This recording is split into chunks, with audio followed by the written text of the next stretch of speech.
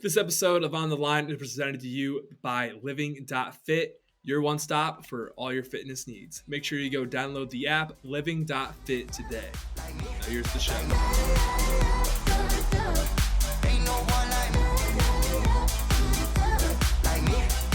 Welcome to On the Line. Today is Friday, May 20th. We got a great show for you guys today. We got Parker Porter on the program. We got our UFC Vegas 55 preview, and we got our medals for the week. So before we get into Parker Porter, if you're listening on YouTube, hit that subscribe button. Listen on Apple, Spotify, Deezer, Stitcher, or any other podcasting platform. Hit that follow. Maybe leave a review. But anyway, let's go on into Parker Porter. Awesome interview. So here's our man, Parker. All right, we are joined by a very special guest. He is fighting this weekend, or literally tomorrow when this is getting aired, UFC Vegas 55. We are joined by Parker Porter. My man, what's up? Not much, man. Just chilling, just getting ready to go get some training in and do my thing on Saturday. Oh, damn right. First and foremost, though, you need a nickname. Why don't you have a nickname yet? Because everybody tells me it's because my name's Parker Porter.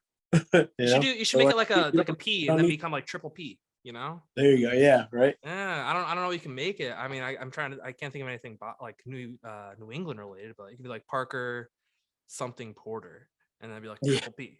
Yeah, so I have two nicknames. That'll be it. I'll just be something. That'll be my name. Just Parker something Porter. Yeah. PSP. You got PSP out here, you know? Yeah, there we go.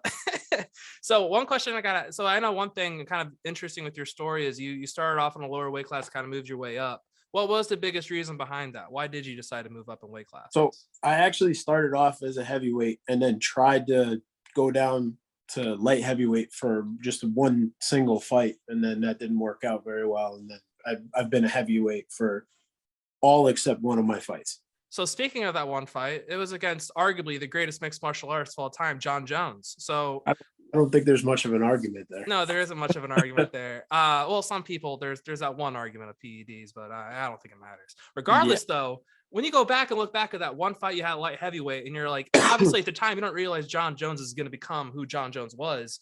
You kind of look back at that and be like, yeah, maybe I was a little too hard on myself for getting knocked out by Jon Jones, since he is, like. I definitely look back on myself and think that, like it's a little, beating myself up a little more than I probably should. Yeah. But at the same time, it's like, like you got one of those, like, you can kind of sense when somebody's going to do like big things with this kind of stuff. So that was definitely the vibe I was getting from him after the fight. So were you able to, before the fight, were you like kind of, I'm assuming like before the fight, you're hearing like, oh, this kid's like, he's special. He's special. His brothers are these like all pro, these like D1 athletes. Honestly, before the fight at the time, I didn't know anything about him. I just knew that he, when I agreed to fight him, he was like 4-0 or 5-0 or something. And then we had like 4 weeks until our bout was going on. And then by the time we actually fought, he had like 2 more fights and won those as well in that 4-week period. So I'm over here like putting in a 4-week camp. And he's just like, no, I'm just going to keep knocking motherfuckers out on the local scene until I get to you. That's crazy. Yeah, he is. He's a special enigma. Yeah, kind of looking back on it, you'd be like, maybe I could have done light heavyweight, but everything happens for a reason. You're a heavyweight and you're in the UFC, so it did work out for you. Yeah. What was so as a former big guy myself, I know one thing I always was really nervous about was like shorts and like comfort of shorts. How long did it figure out which shorts you wanted to fight in? Because I feel like for me it would have been like the Muay Thai, a little bit longer compression shorts. Honestly, I like the way that the old sprawls used to fit. That was like, as soon as I found those, I was like, oh, these are perfect. They got like the stretch on the inside, like shorts have come a long way since the first time I ever fought. So, but that was like the game changer for me. Cause I was like, how the hell am I supposed to move around and throw kicks and do this and that in these shorts with these giant ass thighs? Like, I'm going to be, I'm going to split my pants. My butt's going to be hanging out. Everybody's going to see my underwear and everything. But it was pretty easy to find a good pair of shorts. I really went with the old school brand sprawl. I just remember when I was big, I'd always worry about like pull, like if I was out playing football, I'd have like those like compression pads or whatever. I'd Yep. always have to pull them up. I just feel like when I'm in a fight, I feel like I think the same thing of like keeping like my shorts are falling down. I gotta pull them up so I don't have my ass crack showing. Yep. I feel like Yep. that's like a constant thought you have as You a big tie guy. that It's just like, drawstring as tight as you can. yeah, you just always have that fear. And it's just like, I don't know how to describe it to people who have never like experienced that before. It's just like, it's like a big guy thing, you know? It's always just kind of in the back of your mind, like, how's my Yes. butt out? Yes, it's just incredible. It's just it's one of those weird phenomena. But speaking, back to the weight thing and back to all that kind of stuff is you got a kind of a big weight difference here against Almeida. And I mean, going into this fight, I mean, I feel like for you got to be thinking to yourself, like, I got to use this weight to my advantage because you're going to be probably what, like 40, 50 pounds heavier than Tim than we get to Probably fight time. something like that. Yeah, Yeah, something close ridiculous. to it. I would say I'm guessing that I'll be at a minimum 35 pounds bigger than he is. Have you been trying to put on a little more extra muscle weight for this week, like for this fight coming up, or because last time we weighed like 263, so you're 2 pounds below the Yeah, no, limit. I'm right around that same weight. So I Okay. woke up this morning, I was 63 on the dot. I was 61 yesterday, so it fluctuates a couple pounds here and there. Don't have to worry Depending about the on what. 65, 66. Don't have to worry about the potentially going over, do we? Right. No, I'm No, not trying to be on that team where I'm like, no, I'm no. pound and a half over. No. Well, luckily, if theoretically, also, you technically speaking, you got 266. You never have to worry about that extra pound. But when you did have that one light heavyweight fight, where you're like, oh, I don't have to make it down to 206. I don't have to worry about 205. No, yeah, that's exactly. But I even still then I couldn't make it. I was still a half pound over. I Oh, you were was 206 and a half. 206 and a half. Yeah. Ooh, Yeah. yeah. At least you don't have to worry about that now. That's gotta be one of the biggest blessings about being a heavyweight. It's just never having to No, worry about the weight cut. it's definitely a perk. And I think that's a big part of the reason why heavyweights tend to have a longer career too.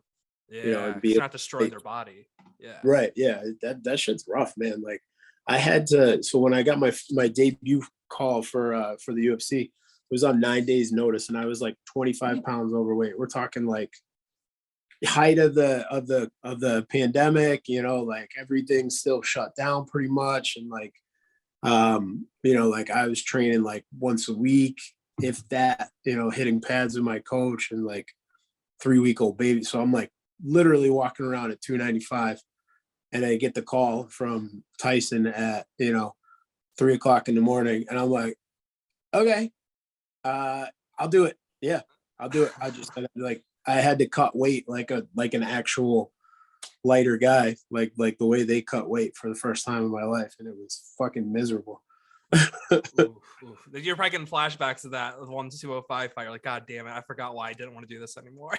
Yeah, it's exactly right. Oh, why it's gotta be miserable. So, I'm like, I only got to do this one time, and I know I'll be, I'll keep my weight down. I'll be in shape. I've well, never you won't have to worry missed about weight. another.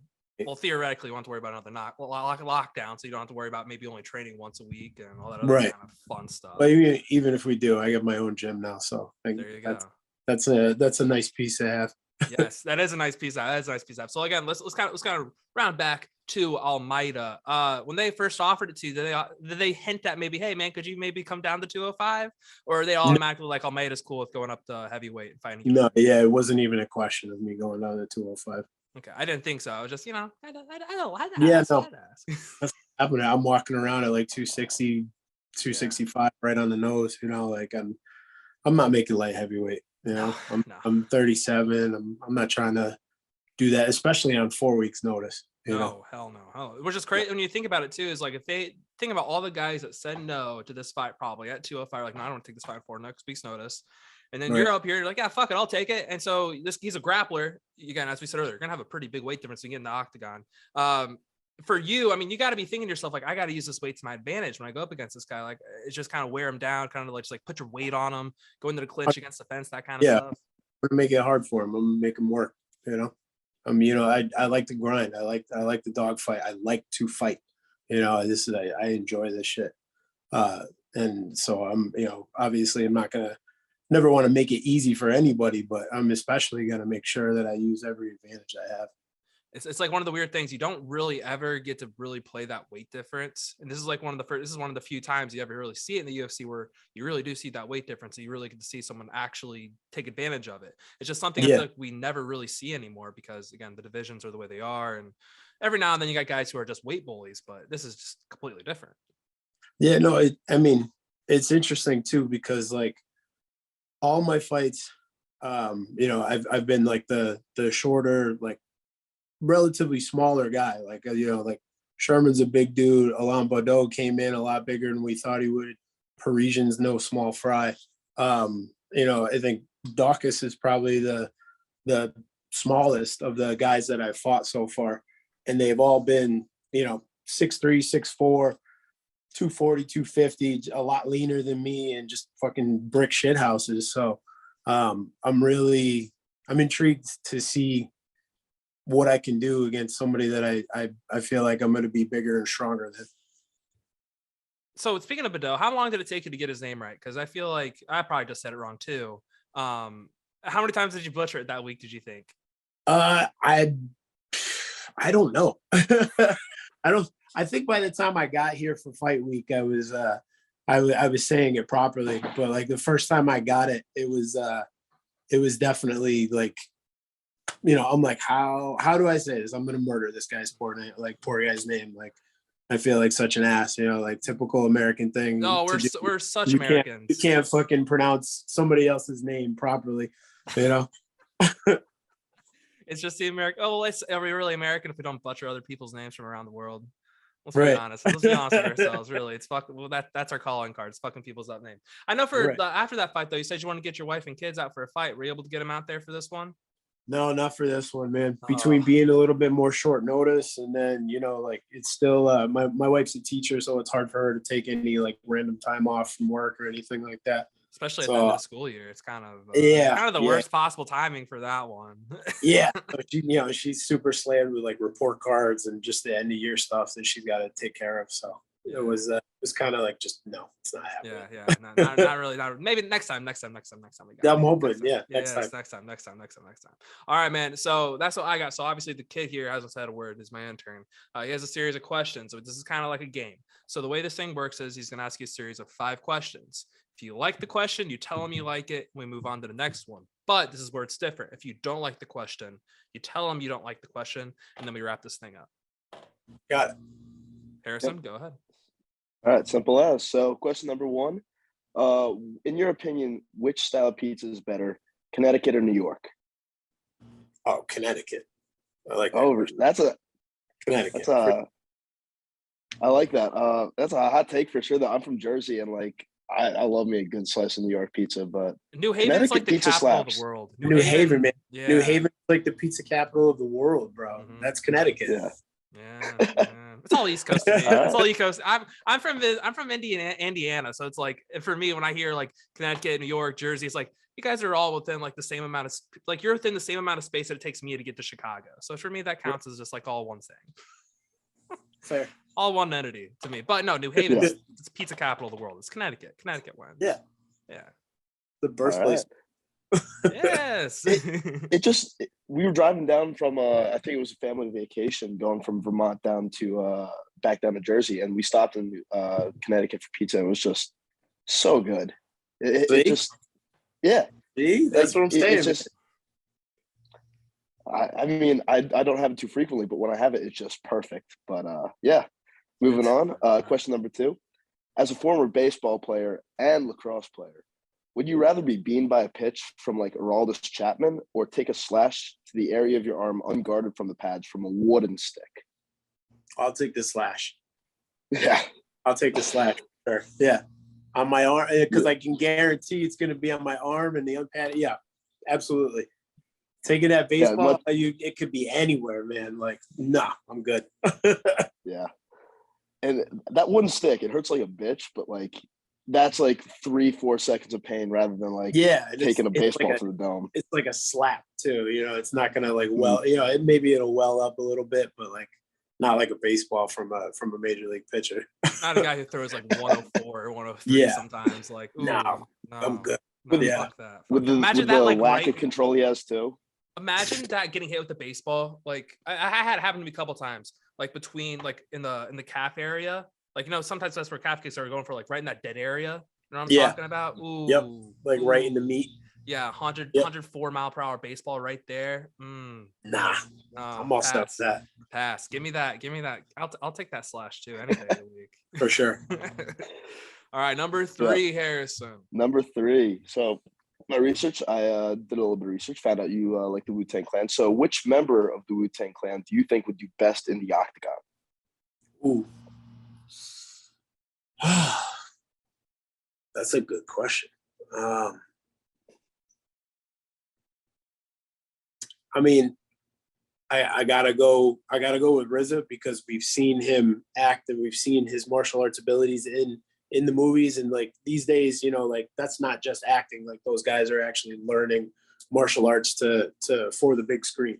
So, you know, because I know he's actually trained and we've seen him move around on the screen, and he's you know, he's all about that martial arts lifestyle too. So I'm gonna go with RZA. I like that. Yeah. I mean, you got the facts to back up your case too, which like that makes the opinion I try to more speak solid. from a point of knowledge. Yeah. I'm not just, I'll just pick this guy because I don't know. When you're also a professional fighter, so you're probably a lot better Yeah. to ask that question to than, you know, some mojo on the street who's only just watched the movies. I think so. Yeah, I Just think walking so. up to some guy on the street. Yo, how do you think RZA would do in the cage against fucking whatever? Yeah, they'd be like, But, what? Get away from me. I don't have any change.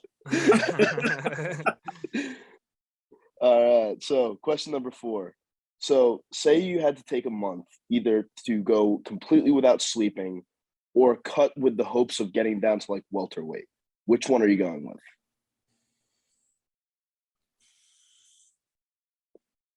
I don't know, man. I don't do good without sleep. So I guess, yeah we'll take that cut.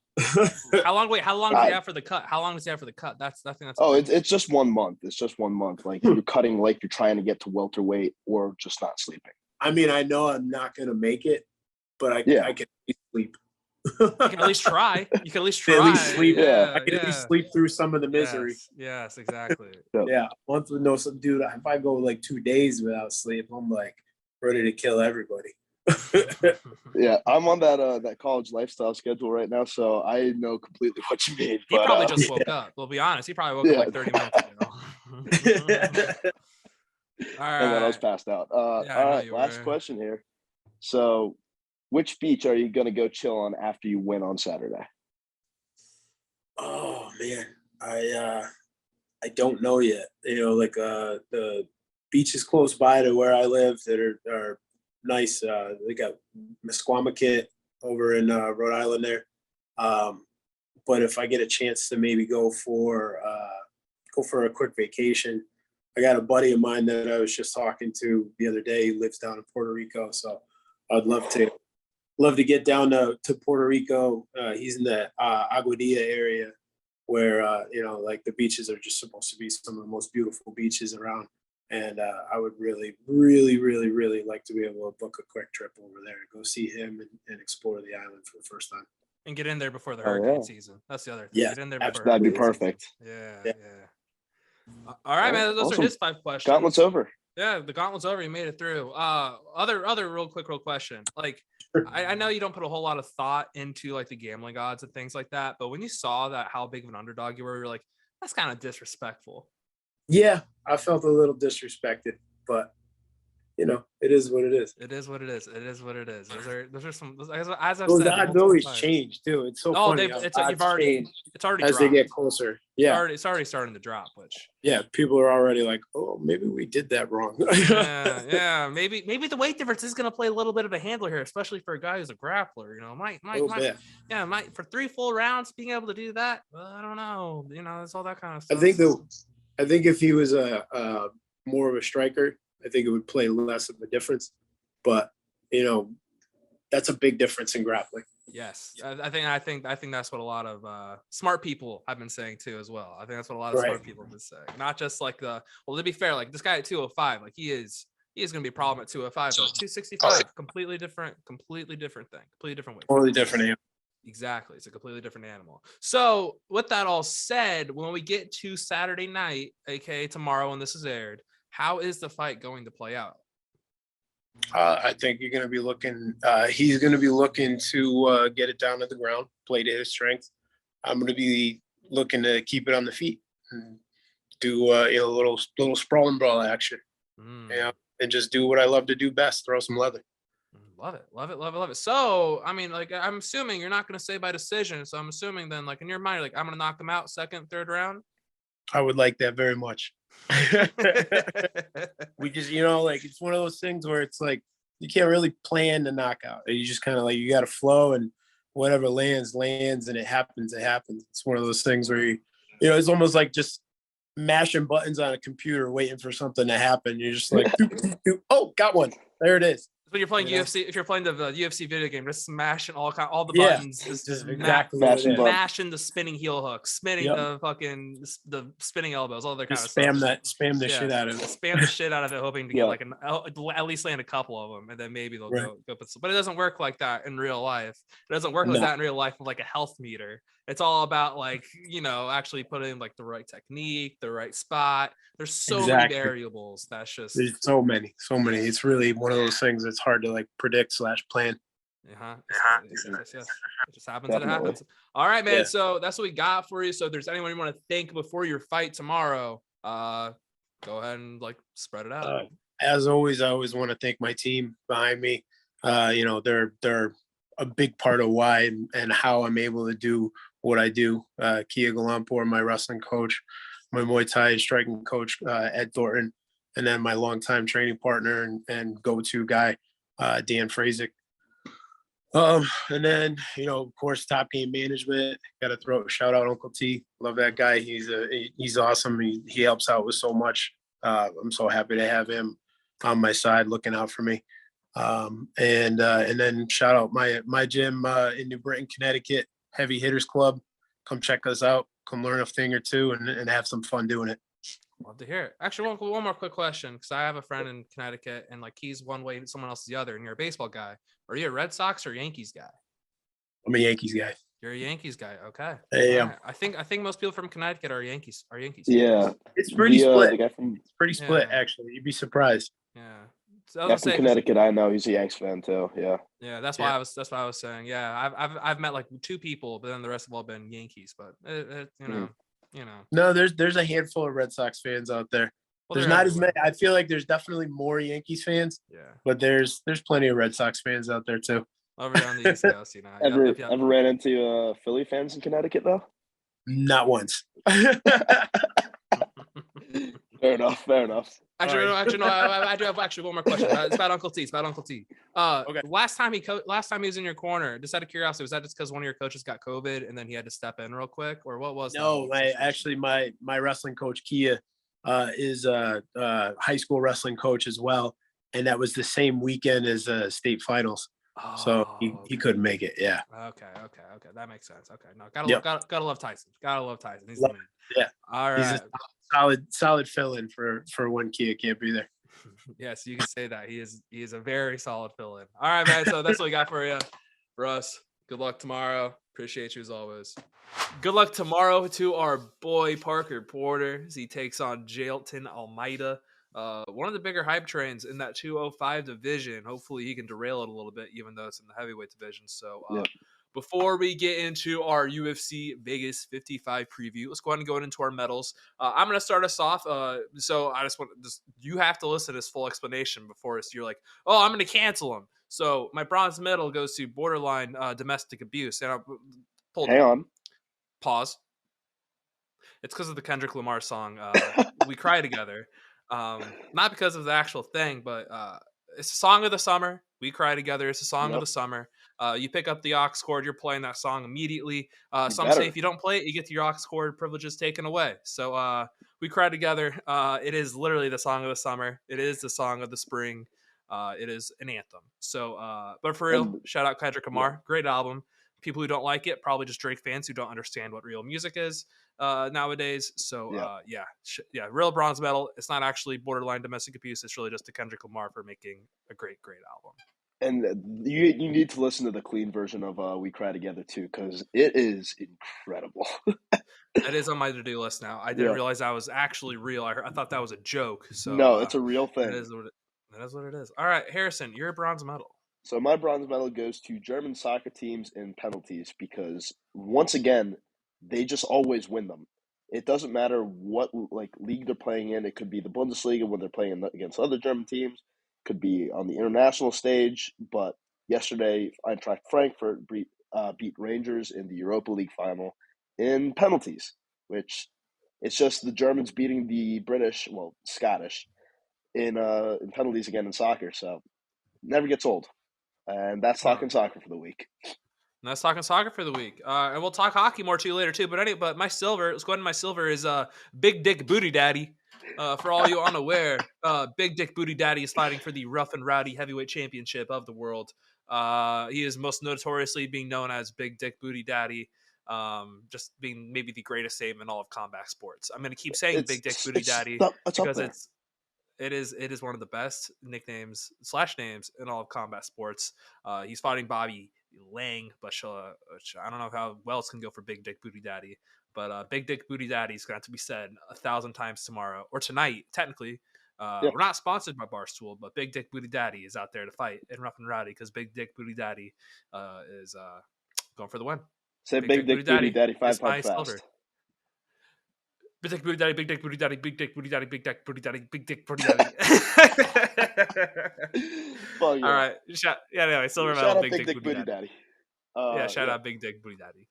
So your silver medal, Harrison. My silver medal goes to the NHL because we got ourselves the best possible scenario out of this entire playoffs. We have the Edmonton Oilers playing the Calgary Flames in round 2 of the Stanley Cup playoffs, and it's already a fucking mess. Yesterday, both teams scored touchdowns in an 8-6 game. That was it was nonstop from the opening puck drop. There were 2 goals in the first 25 seconds.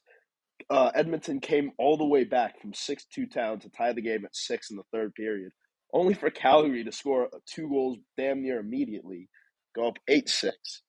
It was just beautiful.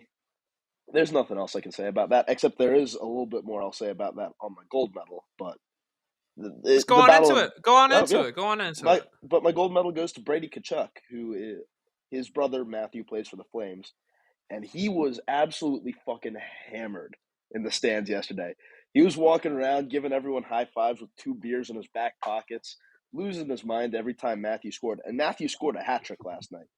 So the new Tkachuk hat trick is actually scoring a hat trick on the ice, chirping the living shit out of your opponent, because if you missed it, Matthew Tkachuk also chirped the shit out of Evander Kane, who declared bankruptcy last year. So he was just going, yo, you need some money, bud? You need some fucking money? All night.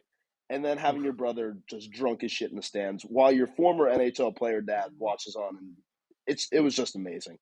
But gold medal, shout out Brady Tkachuk for being hammered and living the dream. Yeah, shout out hockey. Those are hockey guys through and through. Hockey guys through and through. Hockey guys through and through. So I'm gonna go to my gold medal in terms of chirping. Gold medal goes to haters, in particularly Pat Beverly.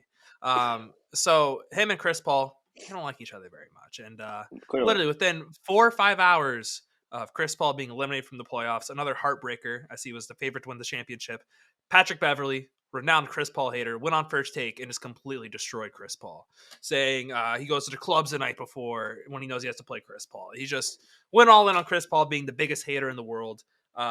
Stephen A. Smith saw gold in his eyes. Pat Bev, I think, was on First Take the next 2 days. I think he was on today too, probably. I don't know. Regardless, he's just been hating. He is the all-time hater. Is it going to backfire on him really bad next year? Yeah. Yes. It 100% will. It's going to backfire real bad. By the way, play-in tournament winner, Patrick Beverly. Sorry, I forgot that part. Yes. But put some respect on his name. I put some respect on his name. So shout out Pat Bev for being maybe the biggest hater. And shout out to haters everywhere, because then everyone after Pat Beverly and then all kinds of other stuff. So shout out haters. It was a great week for the haters. Yes. But I just want to quit shout out to ESPN for being the fucking cowards. The fact that Bob Cousy's fucking running man spokesman, Mad Dog Russo, and Patrick Beverly weren't on a segment together was some of the biggest bullshit missed opportunity. Like, just imagine like Russo saying like, "I bet Cousy will cook you," like the Pat Bev. It was like, do you think you have a chance against Bob Cousy? Yeah, and then Pat Bev would have punched Russo in the face. No, he won't. No, he's just a barker. He doesn't actually. Yeah. He doesn't actually back the talk. Anyway, all right, let's move on. Big bite. Yeah, he just barks a lot. All right, let's Yeah. move on to UFC Vegas 55. Boom couldn't make it this week. He'll be back for after Memorial Day weekend, since there's a UFC card next week. A quick run through of the events. Reed Hughes, don't care in terms of like not a whole lot of insight. It's too much of a toss up to really pick either way. I like Hughes just because she's a tough son of a bitch. Hooper Colares. Usually people love it. God, fuck you, Cincinnati Reds. The Sorry. Cincinnati Reds. God damn, dude. Fuck them. Hooper Colares. Back to the main thing. Yeah, the hybrid of Sugar Sean O'Malley, Ben Askren, Chase Hooper. People love to fade him just because he's been fucking wrecked in most of his fights. He's kind of wins off of submissions. But in terms of like Colares is like moving down a weight class, moving up a weight class. The reach for Hooper is just stupid. And they're both like jiu-jitsu guys. So I think this fight's going to be pretty stupid. I think it's going to be pretty funny. I actually do like Hooper as an underdog here. I think he's a better jiu-jitsu, better on the ground. And the reach is too much in favor of Hooper for Colares to really take advantage of it as a guy who's not really that great on the feet. So there's your little prelim fight. Martinez Morales won. Omar Morales. No, Vince Morales. Sorry. Vince Morales is going to be going up against Martinez. Martinez is moving down from 135. Morales hits hard, hits like a truck. If he hits it, stays in the pressure, stays within Martinez's pocket. I think Morales is actually going to win by knockout. So I like both of those, by the way. So I actually do like those. So 2 fights in a row. I like something pretty well here. Medic Morales. This will be fight Omar Morales, not Vince. Omar Morales, the Venezuelan Morales. Anyway, yeah, Medic has the heavier hands. Morales is moving up a weight class for the fight. I do think it goes to distance, though. They're both tough guys. I mean, Morales did survive an entire fight with Giga Chikadze, and he did rock Chikadze a couple times. So I don't know, maybe he knocks out Medic, but I think it goes to distance, and I think it'll be a pretty fun one. I think it'll be fight of the night caliber. And then moving on to Parker Porter, our man against Lucas Almeida, Yes, or sir. Chelton Almeida. Sorry, Chelton Almeida. So Porter's a friend of the program, so we have zero bias here. But Almeida's moved up a weight class. Porter's gonna have about 50 pounds or so on him when it comes to fight night.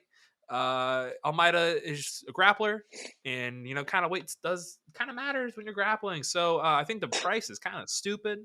We're taking Porter. We're going to take Porter by decision just because I think he's going to kind of start gaining momentum in the second round. And going into third, I think he kind of takes over. If Almeida had better striking, maybe a different story. Like we kind of talked about it earlier already enough. Yeah, we like Porter here, man. Like the price is stupid. Joseph Holmes, Hamidovsky. Hamidovsky's only had like 2 fights in the past like 6 years. So I like Holmes here by finish. Why not? Fuck it. Otters versus the Turtle, Shungung Park. Again, no bias. Eric Anders, friend of the program, zero bias. No, I none think at all. Anders is already putting 1,000 on himself. We're going to put more just because I think he murders him. I think he's better on the feet, which is where Park is. Park's probably going to try to wrestle since that's what's worked against Eric Anders. And to be honest, I don't think Park's wrestling's good enough to get away with that. So I think Anders is going to win, man. The fact that he's an underdog makes me like it even more. Like I thought it was going to be more closer to a pick 'em, and I was going to have to pick like if I wanted to get price tag, I had to take it by like knockout. But hey, I'll take Anders by fucking plus 200, whatever it is. Yeah. It's crazy. Good. It's Good. I mean, crazy. he's throwing 1,000 down on himself. Like Hey, I mean, you got to take him at that point. hey, if he's that confident, might as well. Yeah. Shit. All right, Yeah. moving on to the battle for the hottest girl in the UFC. Top of the Easy. Ricci versus Polyana Viana. Colby Covington's leftovers. To be honest, I think Ricci's better on the feet. I think Viana's an armbar or bust. So we're taking Ricci here. She becomes officially the hottest girl in the UFC. Chitty versus Dusko. This is another fight that could be fight of the night caliber. Both have heavy ass hands. Dusko is hittable, has been knocked out before. I think they're going to swing and bang, but I think Chitty's going to win by knockout. To be completely honest, maybe not in the first. Shit, maybe he is in the first. I don't know, but these guys are going to have another pretty fun fight, just like it was before. Pons Mbibio versus Michel Pereira, the backflip king of MMA, UFC. Pereira, if he wasn't such a psychopath in the octagon, I think he'd be a lot better of a fighter in terms of in the octagon results. If he tries dumb shit in this fight, which is always possible, Michel Pereira, I don't think it goes very well for him. I think Pons is going to catch him. I don't think Pons is going to get starched like he did against Li Jingyang. So I like the Pons, man. Mhm. The Pons is a dog. He's a dog, man. He's ever since he's made his comeback from, I think he took like a couple years off and ever since he got starched, he's looked pretty good. But to be fair, I thought the win over Miguel Baeza was a pretty big deal, and it's kind of gone back. It doesn't look like it's that great of a win, which sucks. I like Baeza. All right, Holly Holm versus Vieira. We haven't had a 5-round women's fight not go the distance since back in January when Juliana Pena submitted Amanda Nunes. It's been a Do I think minute. that ends? Yeah, and I don't think it's going to end anytime soon. Only chance it doesn't end is if Holm gets Vera later on in the rounds. Vera's not better on the feet. I don't think she'll be able to take Holm down. I don't think she'll be able to submit Holly Holm. Mhm. I mean, shit, I don't know, man. I'm not going to touch this women's fight. This is not like Ricci and Viana. Like, I really like Ricci in that. I don't like anyone in this. Holly Holm's back. It's just namesake, really, is the only reason this is going to be the way it is. I don't know, man. Who cares? She's been 2 years out of fighting. Like, yeah, she hasn't fought. She's off a layoff, so you don't know what to expect. She's 40 years old. That's what Vieira has going she's for her. 40 years old. 40 years old, going off a 2-year layoff. Wow. Yeah, and also Vieira's gas tank sucks. So maybe we'll have a stupid ass fight in the 3rd and 4th. Maybe the 40 years old catches up to home. Vieira's gas tank blows, and then we just get some of the sloppiest fighting we've seen in the 4th and 5th round. I don't know. That would be pretty Someone fun. catches like one accidental KO just from like a sloppy ass throw of the chin. No Just defense whatsoever. A slip into like a fucking Yeah. ankle kick or something. I don't know, dude. Just fight. I just give a finish. I say that for a lot of the women's fights, but like legitimately, please just give us a finish. So I don't have to see everyone talk about how there hasn't been a finish in a women's MMA main event since Juliana Pena and Amanda Nunes. Even though that wasn't a main event, it was a co-main. Same thing. 5 rounds. Yeah. Whatever. Just get us that finish.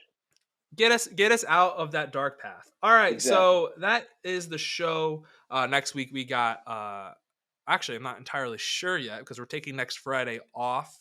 I'll be in Florida Memorial Day weekend, but we'll be right back that Tuesday with Fight Week.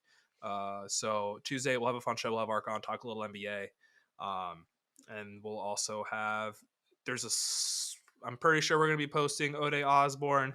It might be Ode Osborne. There we go. Live on the show. There we go. Figured it out. Tuesday will be Ode Osborne.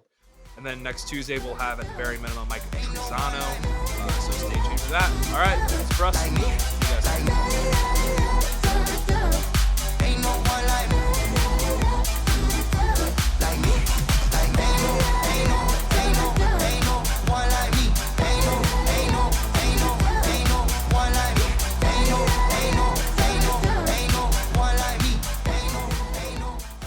Thanks for watching. Thanks for sticking around with me all the way to the end. I just want to once again thank the sponsor of the show, Living.Fit. If you're looking to better yourself, make sure you go to download the app or visit the website Living.Fit today.